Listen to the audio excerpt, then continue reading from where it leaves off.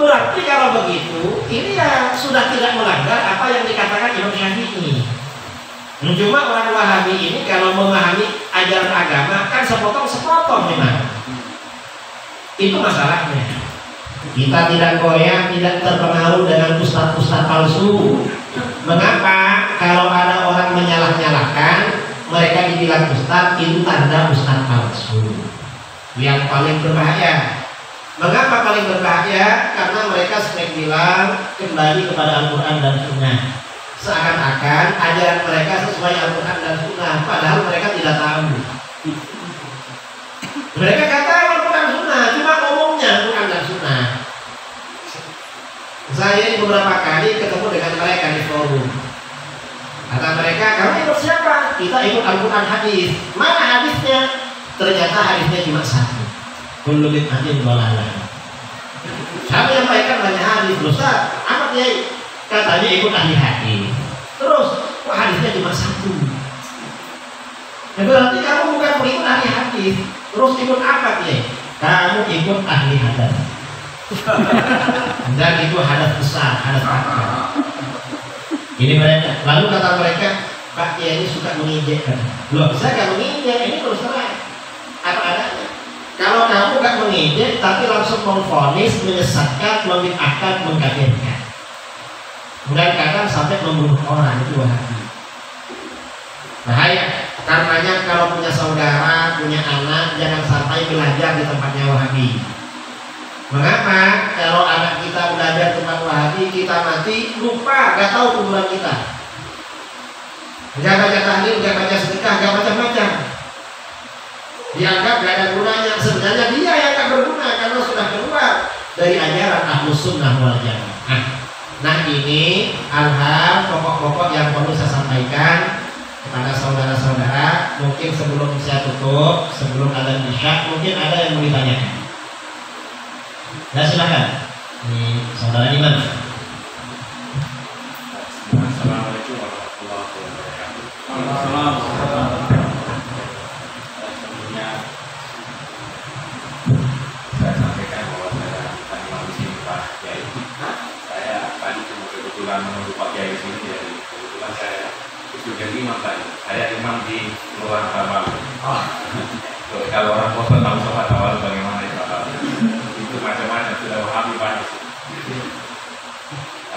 Begini Pak Kiai. Dan saya pernah mendengar sebuah hadis begini bahwa hasil dengan sholat terbanyak dari kamu pada sholat. Dengan sholat takkan mau berdoa alaika. Dengan sholat kamu akan sampai kepada Nabi. Terus sahabat bertanya, bagaimana sholawat kita mau sampai sama Nabi sementara Nabi sudah meninggal? Dia lahir. Nabi dari hadis itu mengatakan bahwa Allah mengharamkan jasad, mengharamkan untuk makan jasad para Nabi. Berarti Nabi juga hidup karena menerima. Sekarang masalahnya kita sulit untuk mengajak masyarakat kita yang poso ini. Sering kalau sih kita biasa kesempatan kita usia rahasia. Saya jadi untuk selawatan mungkin salah satu caranya untuk bisa mengajak mereka selawat. Tapi di forum-forum lain katanya nggak sulit kita kadang-kadang untuk mengajak mereka selawat ini karena di forum ini selawatan ya akan sambil tamu. Ya, jadi memang membudayakan selawat ini perlu kita budayakan. Terus apa kerja ini untuk membudayakan selawatan ini? Karena kalau di Jawa itu kan selawat itu menjadi sesuatu yang senang gitu. Tapi foto ini kayaknya agak susah kita membangkitkan orang untuk membaca selawat itu kayaknya sesuatu yang berat sekali. Bahkan kalau kita baca selawat itu dianggap itu kayak bintang kali gitu ya.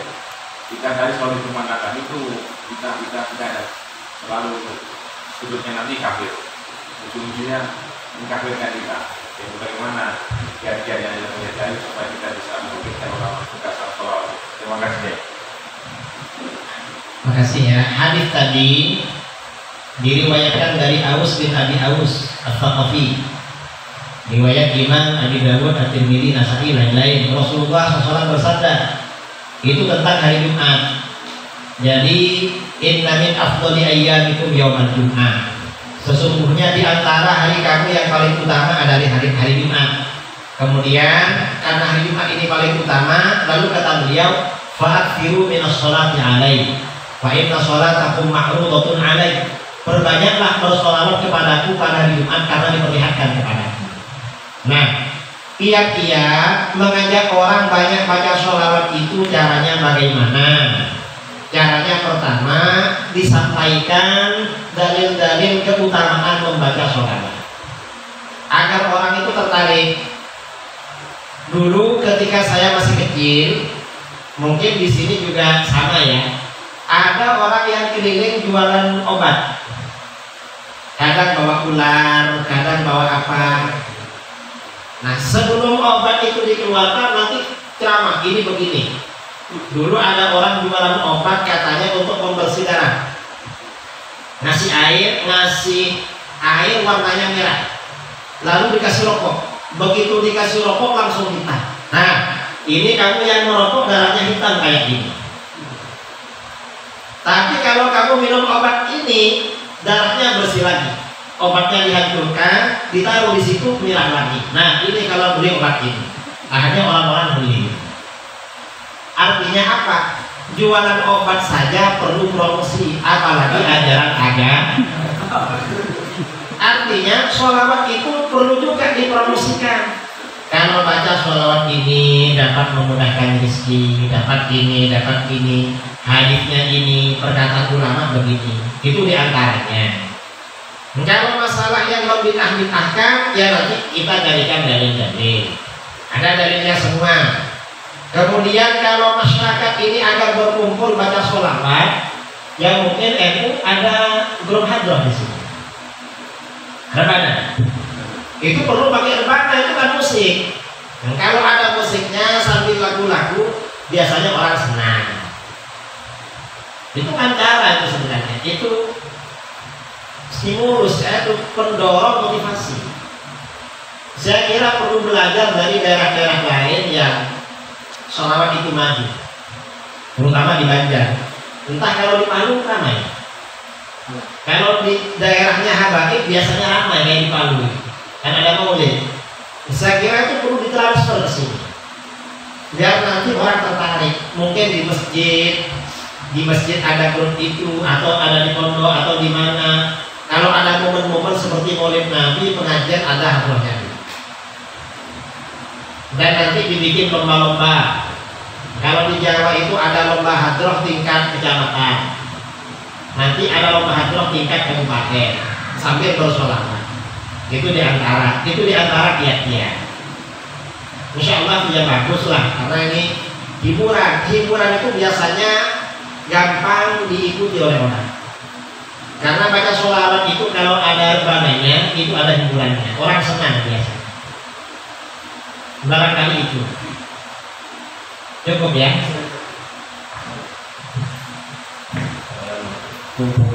Jaya Nabi. Nah, satu dalil terkait dengan tradisi kalau ada yang meninggal azan itu diberikan perbuatan. Ketika ada orang meninggal, maka diazankan di kuburan. Guru-guru kita, ulama kita memang mentradisikan azan. Itu dari mana? Itu dari Timur Tengah, dari Arab. Dari para ulama di Mesir, di Syria, di mana-mana. Mengapa? Dalilnya itu dianalogikan, dikiaskan dengan ketika lahir di dunia. Orang ketika pertama kali keluar dari rahim ibu, masuk ke alam dunia diazankan. Maka ketika pertama kali keluar dari dunia, masuk ke alam akhirat diazankan lagi. Itu dalilnya. Ya kalau mau azan ya azan, mau ke azan ya gak apa-apa ke azan, tapi jangan menyalahkan yang azan. Karena dalilnya ada. Oke. Ya. Oke. Ya, terkait soal tahlilan kenduri. Banyak yang kami dapati di media sosial. Mereka ada satu hadis yang disampaikan oleh Syafi'i bahwa seakan-akan bahwa kenduri malam tahlilan itu ini tidak dibolehkan oleh Syafi'i karena yang pertama ketika dia miskin dia tidak mampu menyusahkan orang yang miskin pada saat dia membuat tahlilan itu. Kemudian yang kedua malam ketiga, malam keempat itu mereka katakan hampir mirip dengan budaya Buddha. Hindu ya. Hindu. Itu yang kedua. Yang ketiga terkait soal musik. Memang apalagi kalau NU dan Ansor Anti Poso ini seperti yang disampaikan Kiai bahwa salah satu untuk menarik masyarakat kita kembali itu adalah dengan salawat yang bermusik. Tetapi akhir-akhir ini ada para pimpinan-pimpinan mereka mengatakan bahwa musik itu haram. Nah, untuk kita mau mengkanter mereka itu, bisakah kita mendapatkan hadis tentang musik itu haram, atau ada hadis yang bisa membantah mereka? Terima kasih. Ini pertanyaannya pendek tapi banyak sekali. Pertanyaan yang pertama soal 3 hari 7 hari itu serupa dengan Hindu. Itu gak serupa, karena Islam juga punya. Mengapa? Di dalam kitab-kitab hadis, dalam kitab Az-Zuhud riwayat Imam Ahmad dari Imam Tawus dikatakan, Imam Tawus berkata, innal mauta yuftanuna fi quburihim sab'an. Sesungguhnya orang yang meninggal dunia diuji di alam kubur oleh malaikat Munkar Nakir selama 7 hari. Karena ujian alam kubur itu 7 hari, maka yastahibun ayyub anhum tilkal ayyam. Para ulama salaf sejak sahabat menganjurkan sedekah makan selama 7 hari. Artinya apa? Tradisi 7 hari sudah berlangsung di Mekah sejak dulu. Hindu punya. Kalau Hindu ini punya, ada 2 kemungkinan. Apa? Pertama, Islam punya, Hindu punya. Yang kedua, Hindu meniru orang Islam. Dan sekarang ini, mengapa seperti itu sekarang? Ya, di Bali itu orang Hindu itu dulu gak ada kegiatan. Tapi sekarang bagaimana? Setelah Islam mendirikan masjid-masjid di mana-mana, di pura-pura setiap jam 6 pagi, di pura itu diputar nyanyian. Mengapa? Kegiatan mereka untuk menyanyi masjid-masjid. Ini bukan berarti menyerupai Hindu, bukan. Hindu menyerupai Muslim. Saya pernah ke Manado. Di Manado, gereja-gereja sekitar masjid, karena masjid ini ajarannya akan tiap 5 waktu. Gereja seminggu sekali. Sekarang itu sebagian gereja bikin acara tiap hari untuk menyanyi masjid. Nah, ini artinya apa? Kalau ada kesamaan budaya, tradisi antara Islam dengan luar Islam, maka dilihat Islam ini punya apa enggak. Kalau punya ya sudah, bisa jadi mereka yang menyuruh kita. Ini sebenarnya nggak ada masalah sebenarnya. Terus yang kedua, apakah kalau yang bersedekah itu orang tidak punya, itu bagaimana? Ya nggak apa-apa. Ya semampunya bersedekah. Dan sedekah yang paling utama itu ya memang orang yang tidak mampu. Orang yang orang itu, orang kalau tidak mampu bersedekah sedikit, pahalanya lebih besar daripada yang kaya. Dalam hadis Rasulullah SAW bersabda, "Sabaqa dirhamun mi'ata alfi dirhamin." 1 dirham mendahului, mengalahkan pahalanya ada orang bersedekah 1 dirham, 1.000 rupiah, mengalahkan sedekahnya orang 100 ribu. Mengapa? Yang sedekah 1.000 rupiah orangnya punya uang cuma 2.000. Karena uangnya 2.000, ada orang minta santunan dikasih 1.000, tinggal 1.000. Yang sedekah 100.000, uangnya jutaan. Walaupun keluar 100.000, bagi dia gak ada masalah. Ini pahalanya lebih besar yang sedikit ini. Jadi artinya apa? Sedekah itu tidak hanya anjuran bagi orang yang kaya, yang miskin dianjurkan. Cuma kalau orang kaya kalau sedekah tidak perlu bangga. Mengapa? Itu masjid itu saya nyumbang berapa? 200 juta. Jangan bangga. Mengapa? Walaupun dia 200 juta, orang miskin sedekahnya 10.000 lebih besar dari dia pahalanya. Karena orang miskin itu nggak punya uang lagi, dan orang miskin ketika bersedekah merasa nggak memberi apa-apa, cuma 10.000. 10.000 kan penting. Sementara dia yang kaya bangga 200 juta. Lupa bahwa yang dia miliki sebenarnya titipan dari Allah. Jadi gak apa-apa sebenarnya kalau mau bersedekah. Dan sebenarnya alasan tidak ada, alasan dari Imam Syafi'i miskin itu tidak ada. Yang dari Imam Syafi'i itu di dalam kitab Al-Qum, ketika ada orang meninggal dunia, maka tetangga dianjurkan menyiapkan makanan bagi keluarga duka cita untuk sehari semalam itu saja. Itu aja. Mengapa? Karena ketika ada keluarga meninggal, pasti yang namanya istri, yang namanya anak ini kan sibuk. Selain sedih, kadang menjumpai tamu. Kapan masaknya? Itu maksudnya. Adapun hari kedua, ketiga masak sendiri, kata tetangga sudah tidak dianjurkan lagi. Dan memang tradisi masyarakat kita, kalau ada orang meninggal, tetangga itu membantu masak-masak. Bahkan yang menggali kuburan ayahnya bukan anaknya si mati, tapi tetangganya, kan begitu. Dan tetangga yang membantu itu tidak datang dengan tangan kosong. Kalau di Jawa, tak kalau di Poso sama ya, ada bawa beras, bawa sayur, bawa uang. Berarti kalau begitu, ini ya sudah tidak melanggar apa yang dikatakan Imam Syafi'i. Cuma orang Wahabi ini kalau memahami ajaran agama kan sepotong-sepotong memang. Itu masalahnya. Jadi tidak ada persoalan masalah ini, tetap kita jalankan. Sudah ya? Musik. Kalau musik itu ada yang sepakat haram, ada yang musik itu ada yang haram, ada yang tidak haram. Kalau rebana yang lama itu tidak haram. Kalau rebana yang model baru itu sebagian ulama mengharamkan. Kita ikut yang tidak haram. Karena ulama berbeda pendapat. Alat musik yang haram itu alat musik yang ada di diskotik, seperti band, seperti rock apalagi. Ya kayak itu. Kalau rebana kan nggak sama dengan itu. Memang orang Wahabi yang suka generalisir, dipukul rata, padahal nggak begitu. Kalau mereka bilang haram, gak semuanya haram. Ada yang haram, ada yang halal. Kalau mereka mengharamkan perkara halal, dosa besar hukumnya, nggak boleh.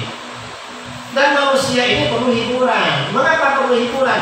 Agar semangat untuk beribadah.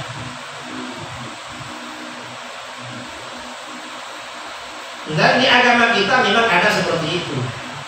Karenanya ketika Rasulullah SAW melihat orang-orang Ethiopia di Masjid Nabawi memukul-mukul musik, lalu Aisyah radhiyallahu anha menonton oleh Abu Bakar dimarahi oleh Rasulullah, jangan dimarahi. Biar orang Yahudi, orang Nasrani tahu kalau agama kita ini ada toleransinya, ada hiburannya. Mungkin tadi ada hiburannya agama kita. Ya, cuma ya nanti diteliti, ada alat musik yang haram, ada yang tidak haram. Kalau yang haram seperti seruling itu haram. Kemudian gitar itu haram. Rebana itu gak ada gitarnya.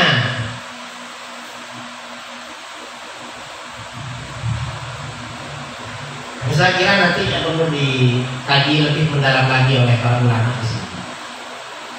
Ya itu. Masalah sedekah atau berbagi rezeki kepada yang di luar agama Islam. Bersedekah kepada orang di luar agama Islam itu dapat apa? Dapat pahala. Jangankan kepada orang di luar agama Islam, kepada hewan pun dapat pahala. Di dalam hadis riwayat Imam Bukhari Muslim dari Abu Hurairah radhiyallahu anhu, Rasulullah SAW bersabda, "Bainama kalbun yutifu bi raqiyatin qad kada yaqtuluhu al-'atash." Ketika seekor anjing mengelilingi sumur, anjing itu hampir mati karena kehausan. Imra'athu baghiyun min baghaya Bani Israil. Tiba-tiba seorang pelacur Bani Israel pulang kerja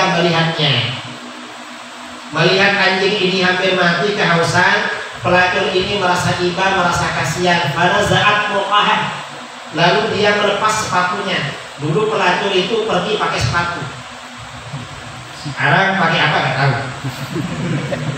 Lepas sepatunya, kemudian fanazalat, dia turun ke dalam sumur. Dulu sumur tidak pakai timba, nggak pakai tali, tapi pakai tangga. Peradaban belum sampai ke timba. Lalu ambil air pakai sepatunya, fasaqathu. Lalu dia kasih minum anjing itu. Setelah kasih minum anjing, dia pulang sampai di rumah meninggal dunia. Apa yang terjadi gara-gara kasih minum anjing? Faghufira laha bihi, Allah ampuni dosanya sebagai pelacur. Padahal yang dikasih minum adalah anjing. Apalagi kalau yang dikasih minum itu manusia. Apalagi manusianya itu orang Islam, tambah berat. Jadi gak apa-apa kalau sedekah biasa. Yang gak boleh itu kalau membantu acara-acara ritual keagamaan. Misalnya ngantarkan tumpeng ke gereja pada waktu hari ibadah Natalan, itu gak boleh. Ya kalau cuma ada orang di gereja atau siapa pesan makanan, ya gak apa-apa, asalkan bukan waktu ibadah. Nah gak apa-apa. Udah lagi, saya kira sudah habis ya. Poin terakhir, karena sudah isya ini. Ini kan sering mengamalkan tradisi. Saya kan keluarga saya kan transmigran semua dari Jawa. Sering kadang di rumah itu kalau memperingati satu suro bikin bubur merah putih.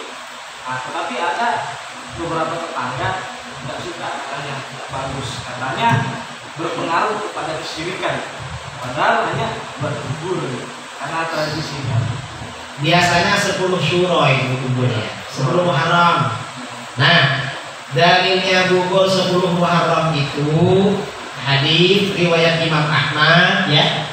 Rasulullah SAW bersabda, "Man wassa'a ala iyalihi yawma Ashura wassa'allahu alaihi sa'iras sanah." Siapa yang melapangkan rezeki pada keluarganya pada hari Ashura, membuat menu istimewa pada keluarganya dan orang-orang sekitar pada hari Ashura, maka Allah akan memberikan keistimewaan rezeki selama setahun. Dianjurkan memang ngasih menu istimewa. Lalu mengapa oleh para ulama kita anjuran sedekah makan pada hari Ashura ini diterapkan melalui bubur? Karena bubur di dalam hadis lain itu disebutkan sayyidut ta'am, makanan paling bagus itu bubur. Mengapa bubur ini cocok lintas generasi? Orang yang masih muda minum bubur cocok, orang yang sudah tua makan bubur juga cocok, anak-anak juga cocok, yang sehat cocok, yang sakit juga cocok semua kalau bubur. Kalau pakai, tapi jangan cuma bubur. Biasanya bubur ada telurnya, ada apanya. Jadi memang tidak ada hubungannya dengan syirik itu. Itu sedekah. Kok sedekah syirik?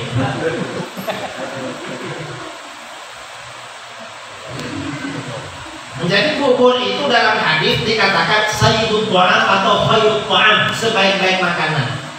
Ya sudah, kita pakai makanan terbaik. Cuma kalau tahlil jangan pakai bubur, nanti lapar lagi. Karena tahlilnya lama. Kalau tahlil lama itu kan lapar lama-lama, perlu nasi. Ada lagi? Saya kira cukup ya. Mudah-mudahan bermanfaat. Amin Allahumma amin. Mudah-mudahan kita dijaga saudara-saudara transmigran dari Jawa apa dari Sulawesi, dari Kalimantan? Dari Jawa. Saudara-saudara semuanya, kita tetap berpegang teguh dengan ajaran Islam yang kita warisi dari para pendahulu dulu. Kita tidak goyah, tidak terpengaruh dengan ustadz-ustadz palsu. Mengapa? Kalau ada orang menyalah-nyalahkan, mereka dibilang ustadz, itu tanda ustadz palsu. Sekarang ini banyak barang palsu di negara kita. Ustadz palsu banyak, ya, ustadzah palsu banyak. Ya, ustadzah palsu yakin itu ustadz palsu itu menyalah-nyalahkan apa yang sudah berjalan. Dibilang kenapa? Gak ada dalilnya. Loh, kata siapa gak ada dalilnya? Banyaklah dalilnya. Saya kira itu mudah-mudahan bermanfaat. Kurang lebihnya billahi taufiq wal hidayah. Mohon maaf. Assalamualaikum warahmatullahi wabarakatuh.